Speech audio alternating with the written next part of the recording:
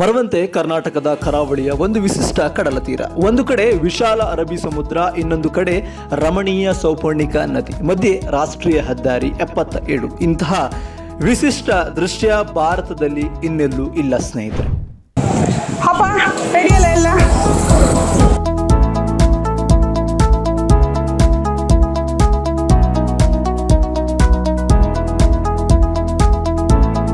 Okay, hi, hello, ನಮಸ್ಕಾರ ವೀಕ್ಷಕರೇ, welcome to ದರ್ಪಣ. ನಾನು ನವೀನ್ ಶೆಟ್ಟಿ ಅಲ್ತಾರ್. ಆ್ಯಂಡ್ ನಾವು ಹೇಳೋ ಹೊರಟಿರೋ ಕತೆ ಉಡುಪಿ ಜಿಲ್ಲೆ ಹಾಗೆ ಬೈಂದೂರು ತಾಲೂಕು ಬಗ್ಗೆ.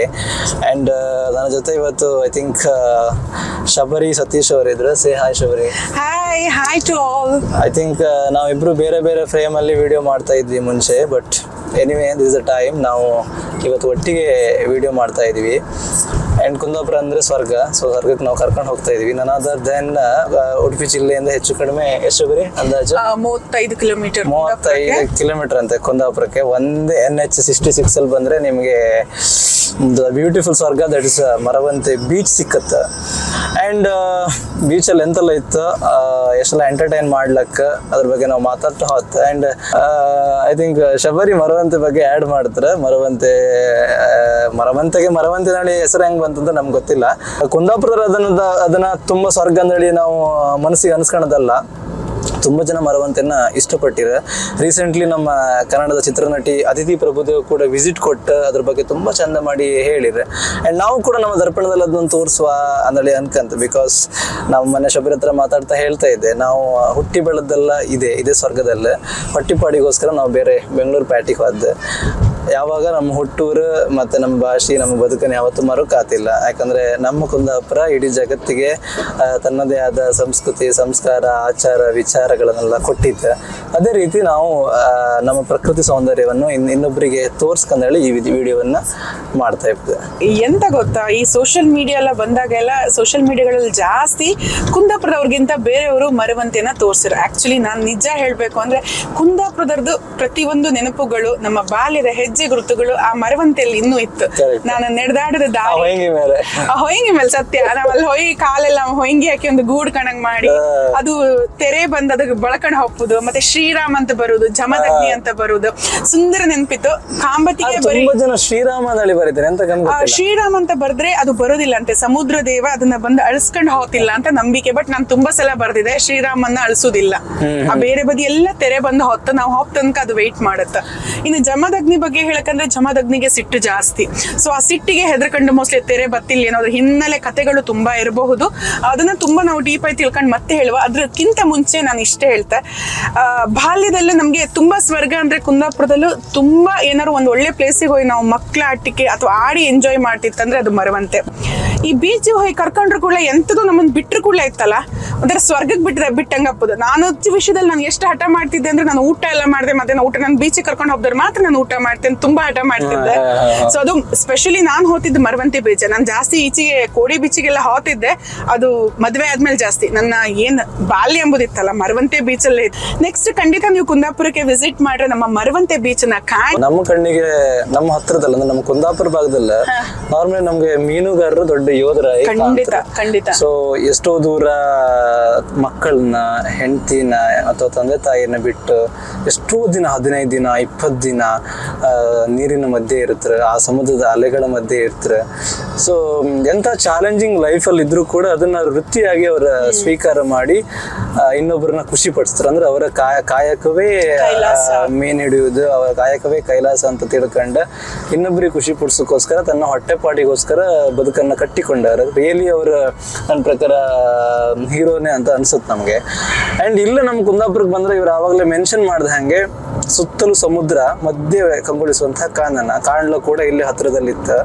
ಅಂಡ್ ಆಲ್ಸೋ ಇಲ್ಲ ನಾವು ನಾರ್ಮಲಿ ಕುಂದಾಪುರದ ಫೀಲ್ ಅನ್ನ ಕುಂದಾಪುರದವ್ರು ಮಾಡದೆ ಬೇರೆಯವ್ರು ಬಂದು ಜಾಸ್ತಿ ಮಾಡ್ತಾರೆ. That is the only reason ನಾವು ದರ್ಪಣದಲ್ಲೂ ಕುಂದಾಪುರದ ಈ ಮರವಂತೆ ಬೀಚ್ ಅನ್ನ ತೋರ್ಸಕ್ ಹೊರಟದ್ದು. ಫೈನಲಿ ನಾವು ಮರವಂತಿಯ ಬೀಚಿಗೆ ಬಂತು.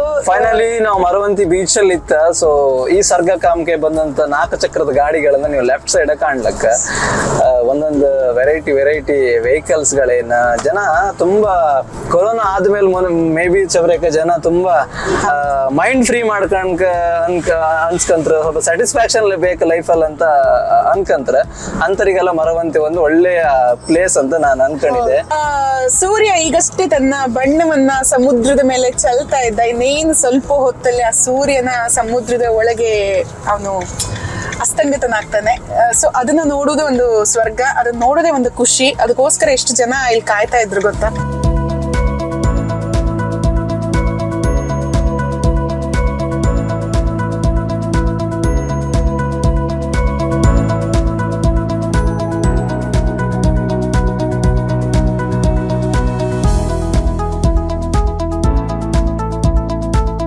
ಮೇ ಬಿ ದೇವರನ್ನೆಲ್ಲ ನಾರ್ಮಲ್ ನಾವು ದೇವಸ್ಥಾನಕ್ಕೆ ಹೋತ ಅನ್ಸುತ್ತೆ, ಅಲ್ಲೂ ಮನಸ್ಸಿಗೆ ನೆಮ್ಮದಿ ಸಿಕ್ಕತ್ತೆ, ಇಲ್ಲೂ ಕೂಡ ಮನಸ್ಸಿಗೆ ನೆಮ್ಮದಿ ಸಿಕ್ಕತ್ತೆ ಅಂತ ಅನ್ಸುತ್ತೆ. Have A look. ನಾವು ಹೊರಟಿದ್ದೀಗ ನೀರ್ ಮಧ್ಯೆ ಹೋತಿಲ್ಲ, ಎಲ್ಲ ಸೇಫ್ಟಿ ಪ್ರಿಕಾಷನ್ಸ್ ಅಂತ ತಗೊಂಡೆ ಹೊರಟಿದ್ದು ನಾವು. ಆ್ಯಂಡ್ ನಮ್ಮ ಥ್ರೂಔಟ್ ದ ವಿಡಿಯೋನ ನೋಡ್ತೀನಿ ನೀವು. ಆ್ಯಂಡ್ ಮರವಂತಿಯ ಸ್ಪೆಷಾಲಿಟಿನ ನಾವು ಹೇಳ್ತಾ ಹೋಗ್ತೀವಿ. ಓಕೆನಾ?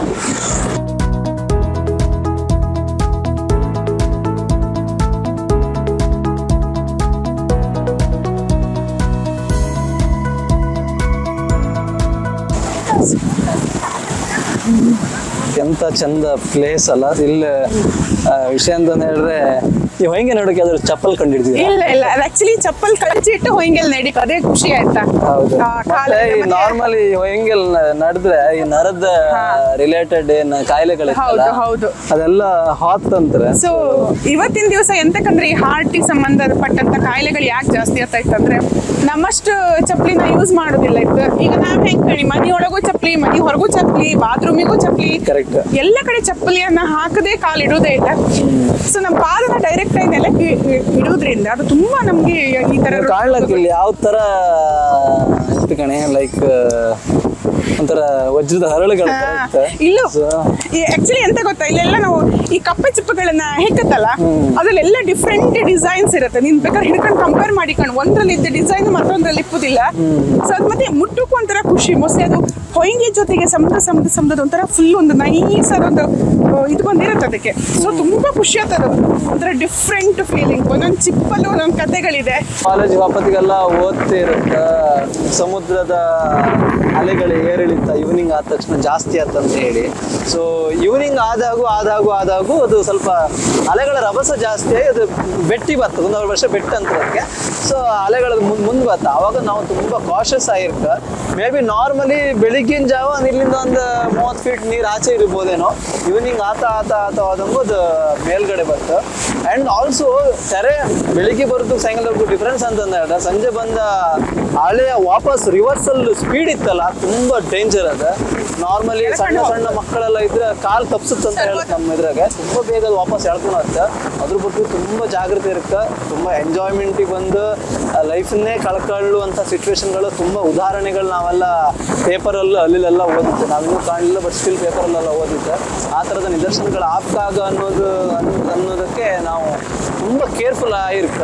ಕಾಮ ಅವ್ರ ಹತ್ರ ಬರೋ ಕೇಳ್ತೇನೆ ನಾನು, ಅದು ಉಜ್ಜಿ ಹೊತ್ತೆ ಇಲ್ಲ ಅಂದೇಳಿ ಕಾಮ ಇಲ್ಲೊಂದಿಷ್ಟು ಪ್ಲಾಂಟ್ಸ್ ಗಳೆಲ್ಲ ಬಳಕಬೇಕು ಒಂದು ಟೈಮ್ ಅಲ್ಲ. ಅದು ಕಾಮಕ್ಕೆ ಎಷ್ಟು ಚಂದ ಅಂದ್ರೆ ನಾನು ತುಂಬಾ ಟ್ರೈ ಮಾಡಿದಾಗ ಅದನ್ನ ತಗೊಂಡೋಗಿ ಖಂಡಿತ ಆದಿಲ್ಲ. ಅದಕ್ಕೆ ಸಮುದ್ರವೇ ಆಯ್ಕಂಬ್ರು.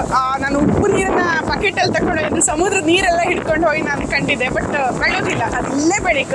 ಅದು ಎಲ್ಲಾರು ಇವತ್ತೇನಾದ್ರು ಬಳಕ ಬಂದ್ರೆ ನಾನು ನಿಮ್ಗೆ ತೋರಿಸ್ಬೇಕಾ. ನಮ್ಗೆ ಅಂದ್ರೆ ಐ ಥಿಂಕ್ ನಮ್ಮ ತಂಡಕ್ಕೆ, ದರ್ಪಣ ತಂಡಕ್ಕೆ ಸೊ ತುಂಬಾ ಸಪೋರ್ಟ್ ಮಾಡಿ ಈಗ ಐ ಥಿಂಕ್ ಎಲ್ಲ ವಿಡಿಯೋಗಳು ಒಳ್ಳೆ ರೀಚ್ ಆಗ್ತಿತ್ತು. ಫಸ್ಟ್ ನಾವು ಮೊದಲು ಮುಂಚೆ ದರ್ಪಣ ಅಂತೇಳಿ ಬರುವ. ಆ್ಯಂಡ್ ದರ್ಪಣ ಆದ್ಮೇಲೆ ನಮ್ಮ ಜೈ ಶ್ರೀರಾಮ್ ಮತ್ತೆ ಅವ್ರ ಶಬರೇಕಂದ ಎಷ್ಟು ವರ್ಷ ಆಯ್ತು ಮದುವೆ ಶಬರೇಕ? 16 ವರ್ಷದ ಜೋಡಿ ಇತ್ತಲ್ಲ. ಮಕ್ಕಳ ಹೆಸರು ಗಂಡನ ಹೆಸರೆಲ್ಲ ಬರೀತಾರೆ. ಆ್ಯಂಡ್ ನಾನು ಒಂದು ಬರೀತೆ, ಅದನ್ನ ಲಾಸ್ಟ್ ತೋರಿಸ್ತೆ.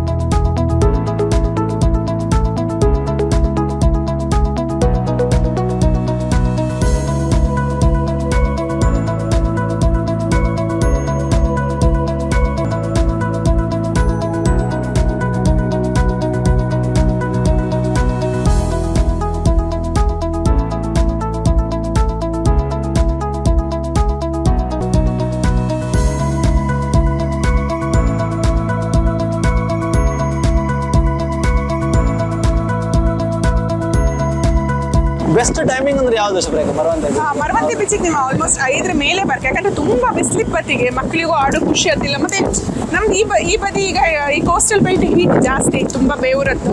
ಸೊ ಇದು ಬೆಸ್ಟ್ ಟೈಮ್ 5:30 to 6:30 7 ಮೇಲೆ ಇರ್ಬೇಕಾಗ, ಯಾಕಂದ್ರೆ ತುಂಬಾ ಕತ್ಲಿರುತ್ತೆ, ಮಕ್ಳು ಮಾಸ್ಕ್ ಇರ್ತಿಲ್ಲ.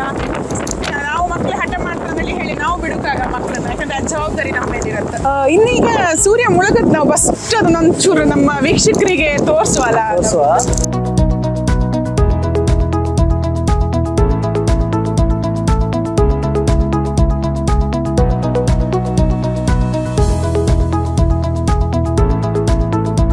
ಐ ಥಿಂಕ್ ನಾವು ಬಂದು ಕೆಲಸ ಆಯ್ತು ಅಂತ ಅನ್ಕಂತೆ.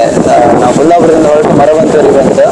ಇಲ್ಲಿನ ಎನ್ವಿರಾನ್ಮೆಂಟ್ ಅನ್ನ ಅಷ್ಟೇ ಚಂದ ಮಾಡಿ ಫೀಲ್ ಮಾಡ್ತು, ಪಾಸಿಟಿವ್ ಎನರ್ಜಿ ತಕೊಂಡು ಇಲ್ಲಿಗೆ ಹೊರಡಕ್ಕೆ ರೆಡಿ ಆಗ್ತಿತ್ತು. ಸೊ ಐ ಥಿಂಕ್ ಇದೊಂದು ಹೊಸ ಎಕ್ಸ್ಪೀರಿಯನ್ಸ್. ಈ ಥರದ ವೀಲಾಗ್ಗಳು ನಾವು ಐ ಥಿಂಕ್ ಫಸ್ಟ್ ಟೈಮ್ ಮಾಡೋದಂತ ಅನ್ಸುತ್ತೆ, ಇಬ್ಬರೇ ಸೇರಿ ಮಾಡಿದಂಥ ವೀಲಾಗ್. ನಾನು ಬರ್ತಾ ಹೇಳಿದೆ, 2 ದೇವರುಗಳ ಮಧ್ಯೆ ನಾವು ವಿಡಿಯೋ ಮಾಡ್ತೇವೆ, ಒಂದು ಸೂರ್ಯದೇವ, ಇನ್ನೊಂದು ಸಮುದ್ರ. ನಾವು ತುಂಬ ಎಂಜಾಯ್ ಮಾಡಿದ್ವಿ ವಿಡಿಯೋದೆಲ್ಲ. ನಮ್ಗೆ ಗೊತ್ತಿರುವಂಥ ಕೆಲವೊಂದು ವಿಷಯಗಳನ್ನ ನಿಮ್ಗೆ ಹೇಳಕ್ಕೆ ಹೋಗಿದ್ದು ಆಲ್ರೆಡಿ ಅಂತ ಪ್ರಾಮಾಣಿಕವಾಗಿ ನಾವಿಬ್ರು ಮಾಡಿದ್ದು. ಸೊ ಅದನ್ನ ನಿಮಗೆ ಒಳ್ಳೆ ರೀತಿಯಲ್ಲಿ ರೀಚ್ ಆಗುತ್ತೆ ಅಂತ ಹೇಳಿ ನಮ್ಮಿಬ್ಬರ ನಂಬಿಕೆ. ಇಷ್ಟು ದಿವಸ ನಮ್ಮನ್ನು ದರ್ಪಣ ಮೀಡಿಯಾದಲ್ಲಿ ಶಬರಿ ಕಿಚನ್ನಲ್ಲಿ ನಮ್ಮನ್ನು ತುಂಬ ಸಹಕಾರ ಮಾಡಿ ಪ್ರೋತ್ಸಾಹ ಮಾಡ್ತಾ, ಎಲ್ಲರಿಗೂ ಶೇರ್ ಮಾಡ್ತಾ, ಸರಿ ತಪ್ಪುಗಳನ್ನು ತಿದ್ದುತ್ತಾ, ನಮಗೆ ತುಂಬ ಒಳ್ಳೊಳ್ಳೆ ಅಭಿಪ್ರಾಯಗಳನ್ನು ಹೇಳ್ತಾ, ಹೀಗೆ ಹೋಗಿ ಹೀಗೆ ಮಾಡಿ ಅದನ್ನೆಲ್ಲ ಹೇಳ್ತಾ ನಮ್ಮನ್ನು ಪ್ರೋತ್ಸಾಹಿಸ್ತಾ ಬಂದಿದ್ರೆ. ಸೊ ಆ ಪ್ರೋತ್ಸಾಹ ಯಾವತ್ತೂ ನಮ್ಮ ಜೊತೆ ಯಾವಾಗಲೂ ಇರಲಿ. ಆ ಪ್ರೋತ್ಸಾಹಕ್ಕೆ ನಾವಿಬ್ಬರು ಯಾವಾಗಲೂ ಋಣಿಯಾಗಿರ್ತೀವಿ. ಹಾಗೆ ಇನ್ನೂ ಹೆಚ್ಚು, ಯಾಕಂದರೆ ಜವಾಬ್ದಾರಿಗಳು ಬೆಳೀತಾ ಹೋಗ್ತದೆ. ನೀವು ಒಂದಿಷ್ಟು ಟೈಮನ್ನು ನಮ್ಗೆ ಕೊಟ್ಟು ಅದನ್ನು ನಾವು ಏನೋ ಕಳಿಸ್ತಾ ಇದ್ದೀವಿ, ಅದನ್ನು ನೋಡ್ತಾ ಇದ್ದೀವಿ ಅಂದರೆ ಅದ್ರ ಮೇಲಿನ ಜವಾಬ್ದಾರಿಗಳು ನಮಗೂ ಕೂಡ ಜಾಸ್ತಿ ಇದೆ. ಆ ಜವಾಬ್ದಾರಿಗಳನ್ನು ಪರಿಪೂರ್ಣವಾಗಿ ನಿಭಾಯಿಸುವಲ್ಲಿ ನಾವಿಬ್ಬರು ಪ್ರಾಮಾಣಿಕ ಪ್ರಯತ್ನವನ್ನು ಮಾಡ್ತೀವಿ. ಹಾಗೆ ನಿಮ್ಮ ಹಾರೈಕೆ ಯಾವತ್ತೂ ನಮ್ಮ ಮೇಲೆ ಇರಲಿ ಅಂತ ಈ ಮೂಲಕ ನಾವಿಬ್ಬರೂ ಸೇರಿ ನಿಮಗೆ ಧನ್ಯವಾದಗಳನ್ನ ತಲುಪಿಸ್ತಾ ಇದ್ದೀವಿ.